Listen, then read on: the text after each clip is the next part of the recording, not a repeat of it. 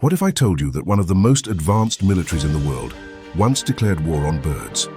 Not just any birds, mind you, but the majestic 6-foot-tall flightless emu. And what if I then told you the birds won?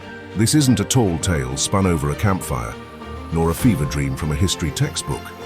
This is the absolutely unequivocally true story of the Great Emu War of 1932. A historical footnote so bizarre, so utterly humiliating, it sounds like a Monty Python sketch. Prepare yourselves, history buffs and curious minds alike, for a deep dive into Australia's most embarrassing military defeat, where feathered foes outsmarted machine guns and the only thing wounded was national pride. What's up, history lovers?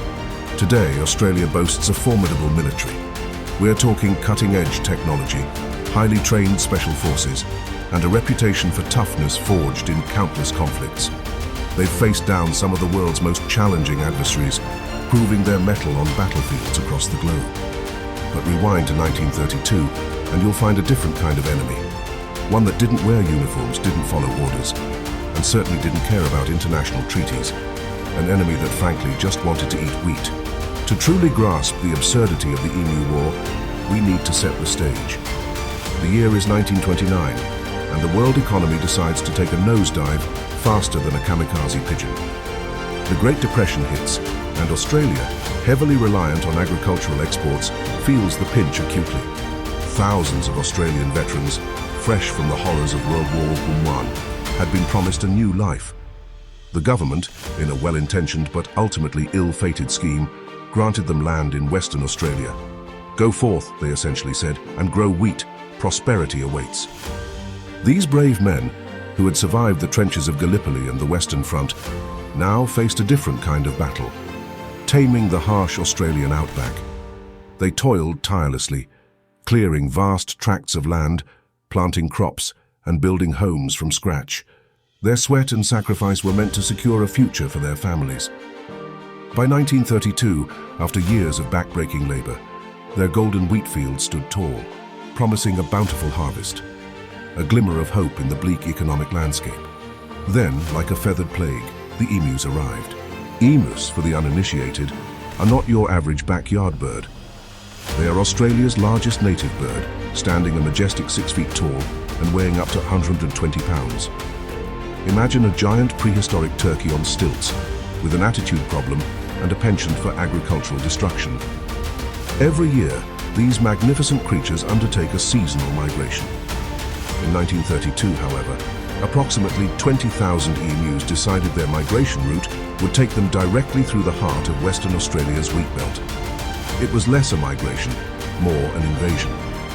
When emus find food, they don't nibble politely. They are 6-foot-tall eating machines, equipped with powerful legs that can propel them at speeds of up to 30 miles per hour. They don't just eat the wheat, they trample it, flatten it, and generally wreak havoc with an efficiency that would make a seasoned vandal blush. The farmers watched in horror as their entire year's work, their only hope for income during the Depression, vanished beneath a sea of feathers and powerful stomping feet.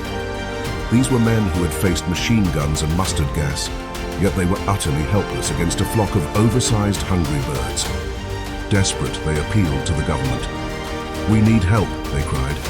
And the government, in a decision that would forever be etched in the annals of military blunders, responded, "We'll send the army." In October 1932, the Australian government, with a straight face, officially deployed the military to deal with the EMU problem. This wasn't some local militia. This was the Royal Australian Artillery. Their mission, as clear as a cloudless outback sky, was to eradicate the emus and protect the precious wheat. They sent soldiers armed with Lewis automatic machine guns, formidable weapons that had seen action in the trenches of World War I. These were serious instruments of war, designed to mow down enemy infantry, not feathered pests. The soldiers, led by Major G.P.W. Meredith, were confident. They had military training, superior firepower, and a clear objective. How hard could it be to defeat a bunch of birds? Spoiler alert, very hard. November 2nd, 1932. The day the war began. The soldiers spotted a group of about 50 EMUs. Perfect, they must have thought, target practice. They set up their machine guns, took aim and opened fire. What followed was less a military engagement and more a chaotic ballet of bullets and feathers. The EMUs, far from being easy targets, scattered immediately. They ran in all directions, their 30 mph speed making them incredibly difficult to track. They didn't stand still and wait to be shot. They employed what can only be described as instinctive guerrilla tactics. The soldiers, accustomed to human adversaries who might, at least, run in a predictable line, found themselves flummoxed. These birds were breaking into smaller groups, zigzagging, and generally making a mockery of military precision. It was as if the emus had read Sun Tzu's Art of War and decided to apply it to crop raiding. By the end of the first day, the tally was grim. Hundreds of bullets fired, a handful of emus killed, and a whole lot of red-faced, embarrassed soldiers. The enemy, it seemed, was far more cunning than anticipated. Major Meredith, a man clearly not one to admit defeat easily, assessed the situation. "Right," he declared, probably through gritted teeth, "we need a new strategy." His brilliant solution? Mount the machine guns on trucks. Mobile warfare. Chase those feathered fiends down. November 4th, the second major engagement. The soldiers, now bouncing around in trucks, spotted another group of emus. The truck sped up. The gunner braced himself, and the stage was set for another spectacular failure. The Australian outback is many things, but a smooth highway it is not. The rough, uneven terrain turned the machine gun into a bucking bronco, making accurate aiming impossible. The trucks were too fast to allow for precise shooting, yet too slow to actually catch the emus, who effortlessly glided over the landscape they had evolved to master. The emus, with their natural agility and intimate knowledge of the terrain, easily outran the lumbering vehicles. More often than not, the trucks would get stuck, leaving the soldiers stranded, covered in dust, and having achieved absolutely nothing. It was a scene that would have been hilarious if it weren't so utterly pathetic. This farcical campaign dragged on for days, then weeks. The military tried ambushes, but the emus, with their nearly 360-degree vision, simply avoided them. They tried herding the birds into kill zones, but the emus would split up, demonstrating a tactical dispersal that would impress any military strategist. After 6 days of operations, the statistics were damning. 10,000 rounds of ammunition fired and a paltry 50 emus killed. That's an astonishing 200 bullets per bird. For context, modern military efficiency aims for far fewer rounds per casualty. The Emu War was setting new embarrassing records. Then, the media caught wind of the story. Australian newspapers, initially supportive, quickly turned to scathing satire. Headlines screamed, "Emus win again," "Birds defeat Australian military," and "When do the emus get their medals?" Political cartoons depicted emus in military uniforms proudly displaying their victories. The story went international, much to Australia's chagrin. British newspapers, always keen for a chuckle at the Empire's expense, gleefully reported on Australia's losing battle against its national bird. The Australian Parliament was forced to address the military operation against wildlife, a phrase that must have caused more than a few snickers in the hallowed halls of power. Ornithologists, bird scientists, were suddenly in high demand, explaining that emus possess excellent eyesight, natural wariness, and an uncanny ability to scatter instantly at the slightest threat. They noted that emus could sustain injuries that would kill other animals and keep running, their thick feathers and tough hide providing natural armor. The soldiers themselves reported shooting emus multiple times, only to watch them sprint away, seemingly unfazed. By December 10, 1932, after about a month of this increasingly absurd charade, the military had had enough. They withdrew. They gave up. They surrendered. The emus remained, still eating wheat, still thriving, and undoubtedly chuckling to themselves, if emus could chuckle. The official casualty report was a testament to the emu's resilience and the military's futility.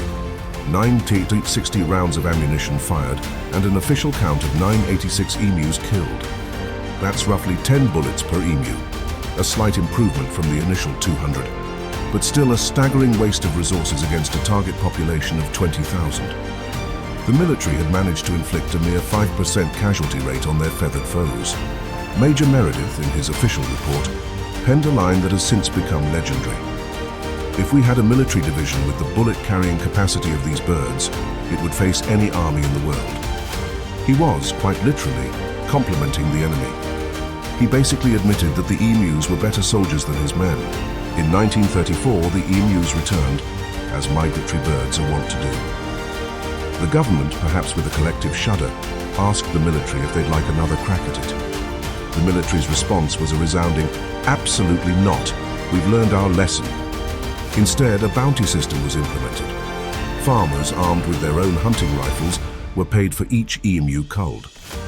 This approach, less dramatic but far more effective, proved that sometimes a patient hunter with a single shot is more successful than a full military operation with machine guns. It turns out you don't need an army to hunt birds. You need common sense and a good aim. Today, Australia manages its emu populations with more sophisticated and less embarrassing methods: fencing, sound deterrence, and regulated hunting. They finally understood that military-grade machine guns are not the appropriate tool for wildlife management. Who knew? Military history is littered with famous defeats: Waterloo, Stalingrad, Little Bighorn, and now, proudly or perhaps shamefully among them, stands the Great Emu War. It's a story so compellingly bizarre that it's actually taught in some military strategy courses, not as a blueprint for victory, but as a cautionary tale. The Emu War serves as a stark reminder of several crucial lessons. Never underestimate your enemy, even if they're birds. Choose appropriate tactics. A hammer isn't always the best tool, especially when your enemy is a nimble, feathered nail. Adapt or fail. Sticking to a failing strategy out of pride is a recipe for disaster. Terrain matters. The emu's home turf advantage was insurmountable. The emus, through sheer instinct and evolutionary adaptation, accidentally demonstrated perfect guerrilla tactics: small unit dispersal, intimate knowledge of the terrain, rapid mobility, and no central command to destroy. They didn't train for this, they just were, and that made them unbeatable. Today, Australia has embraced the Emu War as a quirky, endearing part of its national identity. There are monuments, tours, and commemorative merchandise. You can buy t-shirts proclaiming Emus won, Australia 0. The story is a global sensation, celebrated in memes and discussed by historians. The emus have become legendary, the ultimate underdogs who weren't underdogs at all, because they never even knew they were fighting. They were just living, eating, and surviving. Thanks for watching History's Hot Takes. If you enjoyed this dive into military absurdity, hit that subscribe button for more stories about historical events that sound fake, but are 100% real. New videos every week, proving that sometimes the best military strategy is just being a really fast bird. Because nothing says military strategy quite like losing to an animal that can't even fly. See you next time, history lovers. We upload once a week.